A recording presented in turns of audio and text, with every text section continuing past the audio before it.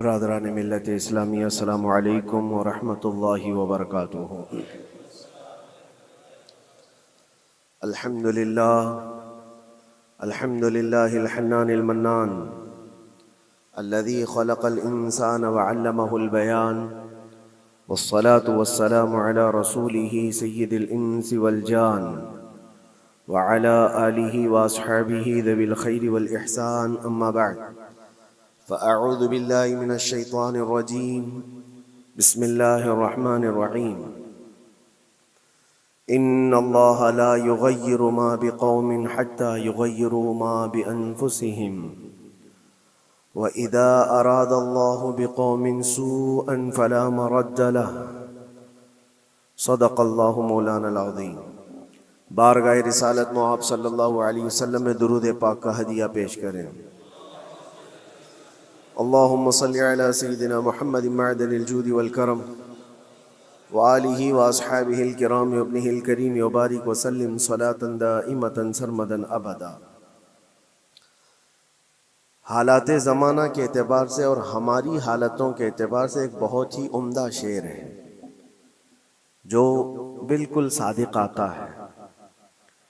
قوت فکر و عمل پہلے فنا ہوتی ہے، قوت فکر و عمل پہلے فنا ہوتی ہے جب کسی قوم کی شوکت پہ زوال آتا ہے۔ یوں ہی کوئی قوم نہیں مرتی، کسی قوم کے اوپر زوال آتا ہے تو سب سے پہلے اس قوم کے اندر سوچنے سمجھنے کی صلاحیت ختم ہو چکی ہوتی ہے، تب جا کر کے زوال آتا ہے۔ آج اس شعر کو میں پڑھتا ہوں تو محسوس ہوتا ہے کہ ہماری قوم پر یہ شعر صادق آتا ہے۔ قوت فکر اور عمل یہ پہلے رخصت ہو گئی ہے، جس کی وجہ سے یہ زوال آ رہے ہیں۔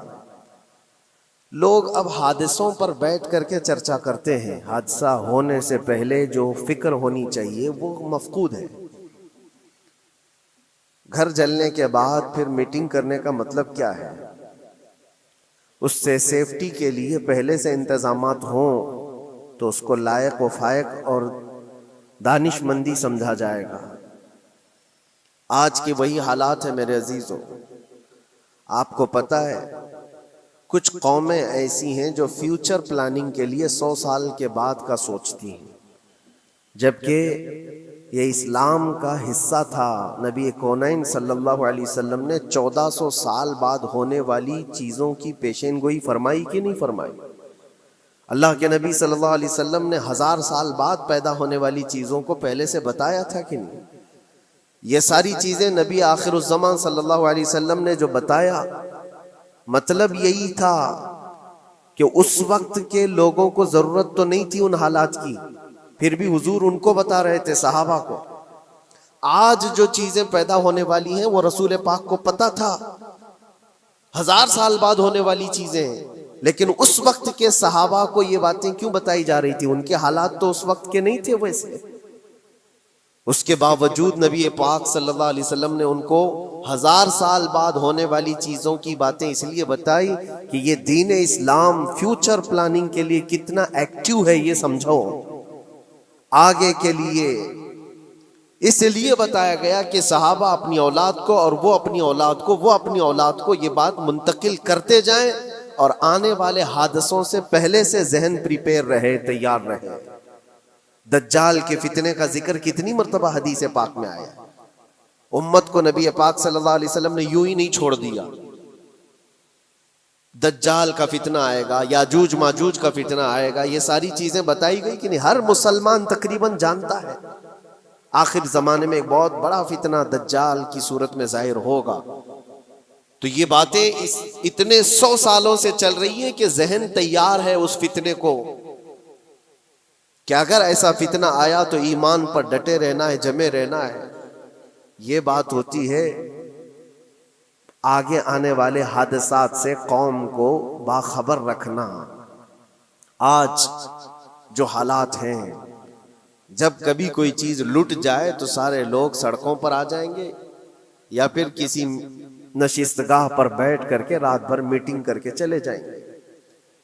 یہ حادثے ہونے کے بعد کے جو حالات ہیں یہ وہی چیزیں درشا رہی ہیں کہ قوت فکر و عمل فنا ہو گئی ہے. قیادت ہمارے ہاں مفقود ہے. کسی ایک قائد کے تحت کوئی ساری قوم آنا نہیں چاہتی. آپ کیا سمجھتے ہیں کہ جو ہمارے ساتھ حالات پیش آ رہے ہیں، کبھی مسجدوں کو لے کر، کبھی خانقاہوں کو لے کر، کبھی بزرگوں کے نام کو لے کر، اب ہمارے وقف کی جائیداد کو لے کر، یہ سارے جو معاملات ہیں یہ اچانک آنے والی چیزیں نہیں ہیں. بھانپ لیا گیا ہے تمہاری پوری طبیعت کو، تمہارے مزاج کو، کہ فکر و عمل کی قوت ان کی ختم ہو چکی ہے. ان کو دو چند چیزوں میں ہی راضی کیا جا سکتا ہے. دنیا یہ سمجھ رہی ہے، جس کی وجہ سے کھلواڑ پر کھلواڑ ہوتے چلے جا رہے ہیں، اور ان کو یہ بھی پتہ ہے کہ یہ کچھ نہ کر سکیں گے.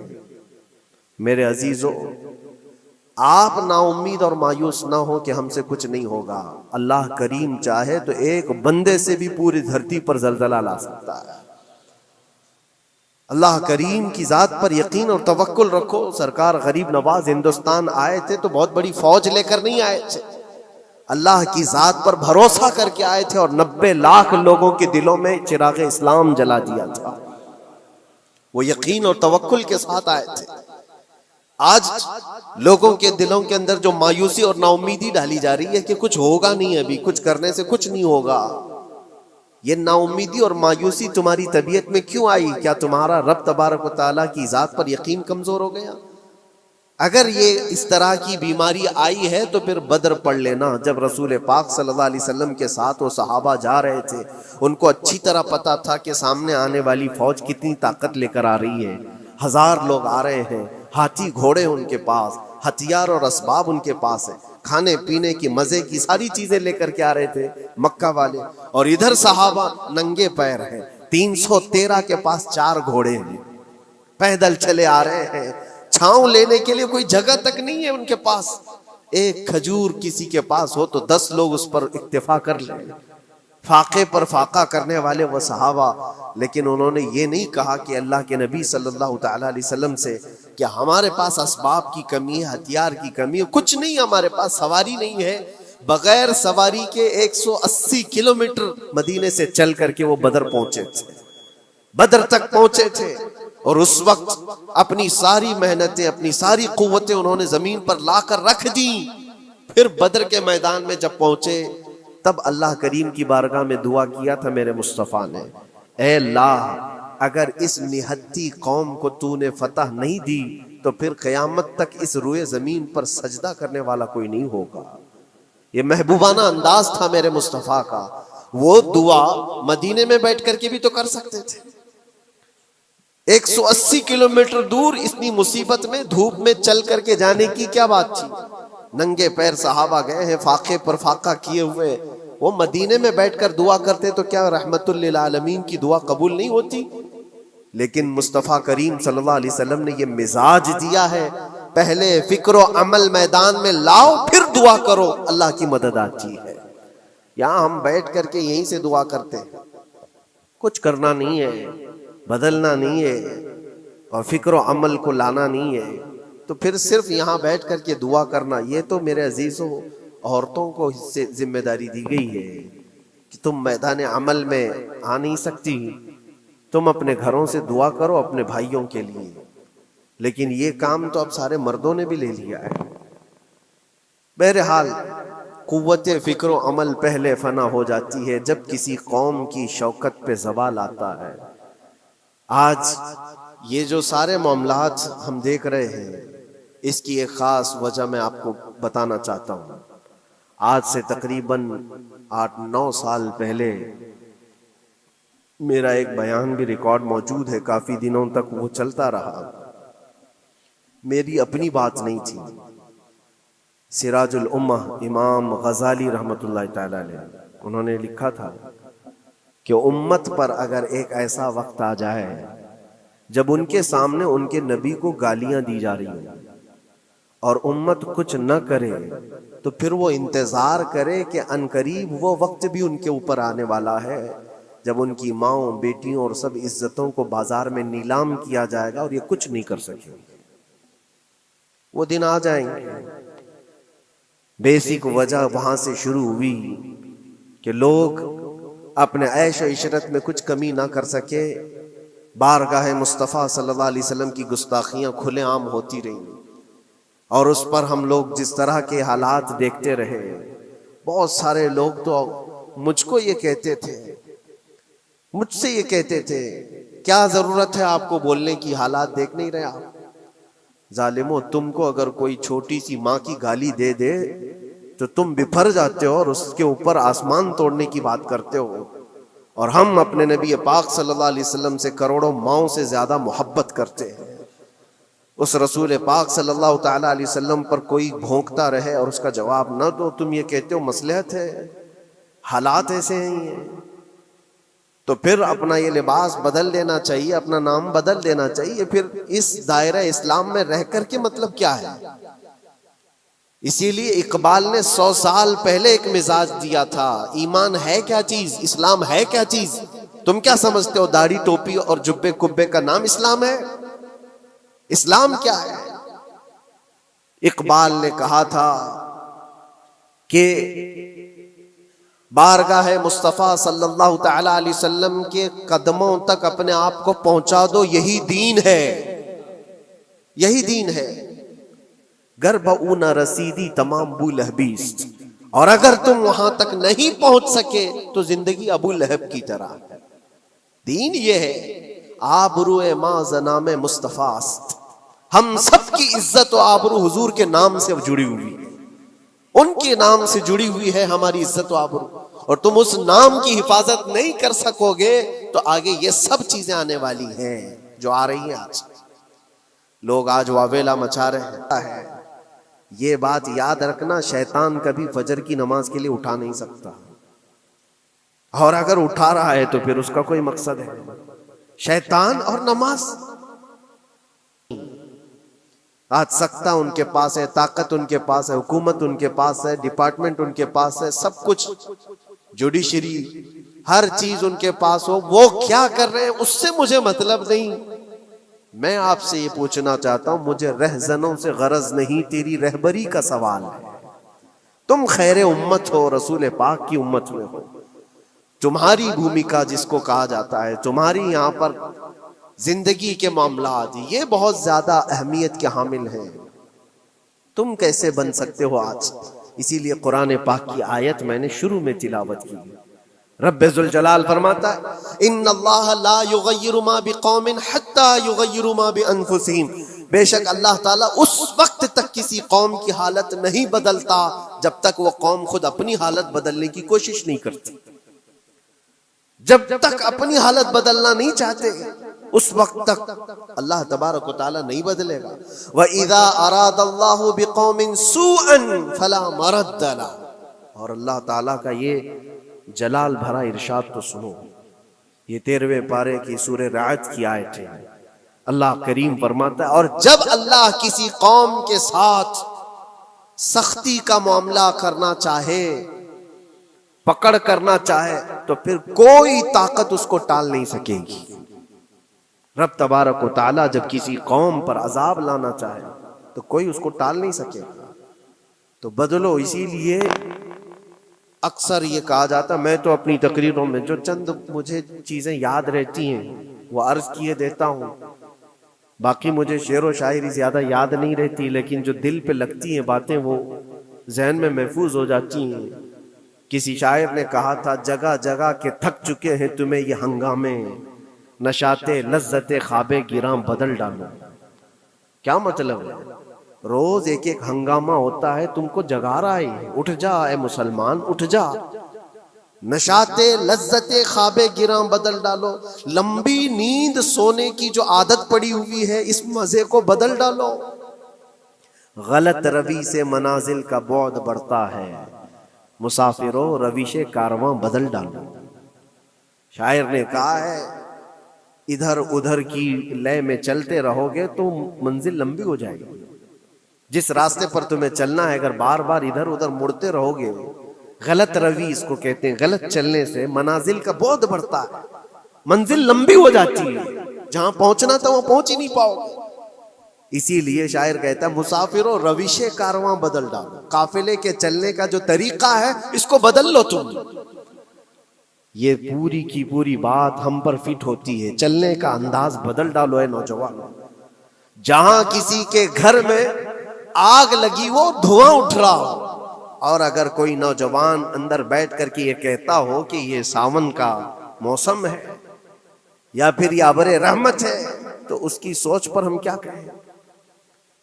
جہاں آج پوری قوم قسم پرسی کے عالم میں ہو، امت محمدیہ کے یہ حالات آج دیکھ رہے ہیں، روزانہ دیکھ رہے ہیں. تم شیئر تو کرتے ہو، ہر جگہ شیئر کرتے ہو، اور سارے ریلز پر تم جو دیکھتے ہو ہنگامے روز، صرف ہندوستان کے نہیں پوری دنیا بھر کے فلسطین کے مظلوم بچوں کی لاشیں دیکھتے ہو اور شیئر کر کے آگے بڑھ جاتے ہو. ان کی چیخیں، ان کے ڈاک کے ملبے، ان کا ڈھیر، ان کے تباہ و برباد گھر، ایک ایک قبر میں 80 لوگوں کی لاشیں، یہ سب کیا تم نہیں دیکھتے؟ شیئر کر کے آگے بڑھ جاتے ہو. یہی تو ہنگامے ہیں جو تمہیں دھگا رہے ہیں. جگہ جگہ کے تھک چکے ہیں تمہیں یہ ہنگامے خود ہی تھک گئے. یہ اٹھتا نہیں ہے. ایک دور وہ تھا 100 سال پہلے کا، جب یہاں پر موجود انگریز اس قوم کو دیکھ کر یہ کہنے پر مجبور ہو گیا تھا، یہ فاقہ کش موت سے ڈرتا نہیں ذرا، بھوکیوں پر بھوکا رہتا ہے لیکن موت سے ڈرتا نہیں. روح محمدی اس کے بدن سے نکال دو. روح محمدی ان کے بدن میں تھی. انگریز تھر تھراتے تھے. اس قوم کا کوئی جواب ہی نہیں ہے. سب سے زیادہ اگر کسی چیز سے ڈرایا جا سکتا ہے تو موت سے، اور یہ قوم ایسی ہے کفن تو اپنے کندھے پر لے کر گھومتی ہے، جہاں موت آ جائے سو جائے. یہ فاقہ کش موت سے ڈرتا نہیں ذرا، روح محمدی اس کے بدن سے نکال دو. یہ کس کی بات تھی؟ انگریزوں کی بات تھی. اور آج حالات بدل گئے. سارا کا سارا زمانہ تم پر آج بھوکے بھیڑیا کی طرح جھپٹ پڑا ہوا ہے. اور ان حالات میں آپ سے سوال کرتا ہوں، ایک طرف تیز آندھیاں چل رہی ہیں، ایک طرف گھر کے اندر آگ لگی ہوئی، ایک طرف بھوک اور پیاس کی شدت ستا رہی ہے، ایک طرف تمہارے بھائی بہنوں کی بیماریاں ستا رہی ہیں. جب اتنے سارے معاملات ہو تو اے نوجوانوں بتاؤ تم کیا کرو گے اس وقت؟ رات بھر بیٹھ کر گیم کھیلو گے؟ کیا یہ گیم کھیلنے کا وقت ہے؟ اس نوجوان پر کیا یہ افسوس نہیں ہوتا کہ اس کے پوری امت کے حالات ایسے ہیں کہ بچوں کی چیخیں نکل رہی ہیں اور اس کو پب جی سے فرصت نہیں ہے، ریل بنانے سے فرصت نہیں ہے، یہ مجرے کرتا ہوا گھوم رہا ہے. مسجدیں ویران کیوں ہیں؟ خالی کیوں ہیں؟ تم نے مسجدوں کو ویران رکھا تو مسجدیں تباہ ہونے شروع ہو گئیں، دوسروں کی نظر ہونے لگ گئیں اور اس پر لوگوں کی غلط نظریں پڑنے لگ گئیں. آ جاؤ اے مسلمانوں میرے مصطفیٰ کریم صلی اللہ تعالی علیہ وسلم کی ہدایات پر. ایک بات چیلنج کے ساتھ کہتا ہوں، تمہارا نام اگر نبی پاک صلی اللہ علیہ وسلم کے نام سے جڑا ہے تو یہ چیلنج کے ساتھ میں کہتا ہوں، اس رہتی دنیا میں تمہیں پوری طاقتیں مل کر وہ عزت نہیں دے سکتی جو میرے مصطفیٰ کے قدموں کی وابستگی دے گی. کوئی تمہیں عزت نہیں دے سکتا. تمہیں وہیں آنا پڑے گا، اسی پوائنٹ پر آنا پڑے گا جہاں پہنچ کر کے خالد بن ولید نے عزت پائی تھی. اسی نقطے پر آ کر جمع ہو جاؤ جہاں عمر پہنچے تھے تو فاروق اعظم بن گئے تھے. اسی نقطے پر آ جاؤ جہاں علی پہنچے تھے تو حیدر کرار بنے تھے. ہر ایک کو عزت اسی بارگاہ سے ملی ہے. اور جو کچھ بھی معاملات ہو رہے ہیں اس کی ایک وجہ یہی ہے، ناموس رسالت پر تم نے ہلکے پن کا اظہار کیا تو پھر ہمارے سارے مسئلے داؤ پہ لگ جائیں گے. سارے مسئلے.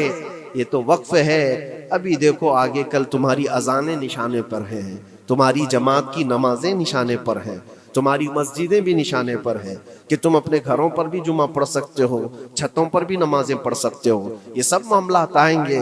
برقع، حجاب، ٹوپی، داڑھی ویسے ہی چل چکے ہیں مسئلے. ہر چیز نشانے پر ہے. ارے تمہارے کھانے بھی نشانے پر ہیں، تم کیا کھاؤ گے کیا بچاؤ گے یہ بھی نشانے پر ہے. یہ سارے مسائل صرف اسی بنیاد پر ہے. قوت فکر و عمل پہلے فنا ہوتی ہے جب کسی قوم کی شوکت پہ زوال آتا ہے. اور یہ ایک بات یہ بھی میں بتا دوں، اقبال نے سچ کہا تھا، ان کے جو ہم غلام تھے خلق کے پیشوا رہے، ان سے پھرے جہاں پھرا پھر آئی کمی وقار.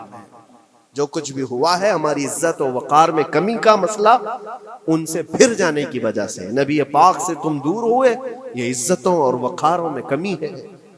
عجیب سی بات نہیں ہے، یہ دوغلا پن نہیں ہے۔